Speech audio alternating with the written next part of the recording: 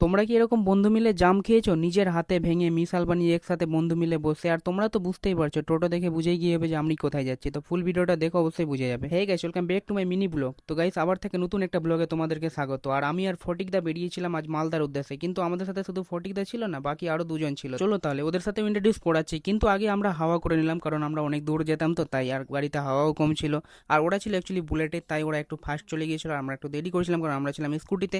আর সত্যি বলতে এই জায়গার প্লেস কে কে চিনো অবশ্যই কমেন্ট করে জানা। আর আজকে আমাকে কেমন লাগছে রুমাল বেঁধে মাথায়, ভাই প্রথমবার রুমাল এরকম বেঁধেছি, আমি কোনোদিন রুমাল বাঁধি না। দেখতে দেখতে কিন্তু আমরা চলে আসলাম কোতোয়ালি ব্রিজ। কিন্তু এই ব্রিজটার কালার দেখে মনে হচ্ছে না যে এটা মালদার বুকে অবস্থিত, কোনো একটা কলকাতার জায়গা লাগছে, কিন্তু সত্যি বলতে এটা আমাদের মালদা। তো ফাইনালি গাইস, আমি নিজের গাড়ি পার্ক করে দিলাম রেলওয়ে স্টেশনের পার্কিং এ, কারণ হচ্ছে যে কি আমাদেরকে যেতে হবে কালিয়াচক। তো ফাইনালি আমরা উঠে গেলাম টোটোতে। আর দেখতেই পাচ্ছ যে নিজের গাড়ি থাকার সত্ত্বেও কিন্তু আমরা গাড়িতে যেতে পারছি না, কারণ আমার কাছে ড্রাইভিং লাইসেন্স নাই। আর সত্যি বলতে টোটোর জ্যাম দেখতেই পাচ্ছ, মালদা আসলে আবার টোটোর জ্যাম্পে পড়বো না সেটা হতেই পারে না। তো ফটিকদা আর আমি কিন্তু বাস ধরার জন্য মানে রোড ক্রস করে ওপারে যাচ্ছিলাম। সত্যি বলতে আরও দুজন ছিল যাদেরকে তোমাদেরকে আমি এখানেই দেখাবো। দেখতেই পাচ্ছ যে আমাদের সাথে আছে, আমি আছি, ফটিকদা আছে, মিস্টার আমান আছে, তারপরে জনিদা আছে।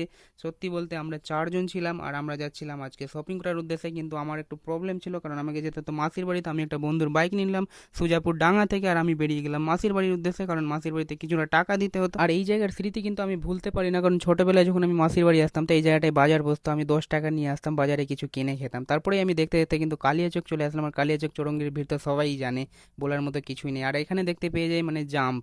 আর এই বছরের জাম কিন্তু আমরা খাইনি বলে এখানে জাম খাচ্ছিলাম সত্যি বলতে। আর তারপরে নিয়ে গেছিলো আমাদেরকে খিদা, কিন্তু আমান আর জনিদা, কারণ ওরা তাড়াতাড়ি চলে এসেছিলো কালিয়াচকে, তো ওরা আগে খেয়ে নিয়েছিল। আর আমি আর ফটিকদা কিন্তু আমি চলে আসি হোটেল খুঁজতে খুঁজতে বাবু হোটেল। ফাইনালি আমি কিন্তু বাবু হোটেলে অনেক আগে খেয়েছি, আর অনেকদিন পর আজকে খেতে এসেছিলাম। খাওয়া দাওয়া করে আমরা চলে আসলাম সেই আজিমদার কাপড়ের দোকানে। আর এখানে এসেই কিন্তু ফটিকদাকে দেখতে পাচ্ছ যে শার্ট ট্রাই করতে লেগেছে, তারপরে প্যান্ট ট্রাই করার জন্য ও লুঙ্গি পরছে গাইস সত্যি বলতে। আর তার মধ্যে আমি কিন্তু ভিডিও নিয়ে নিয়েছি।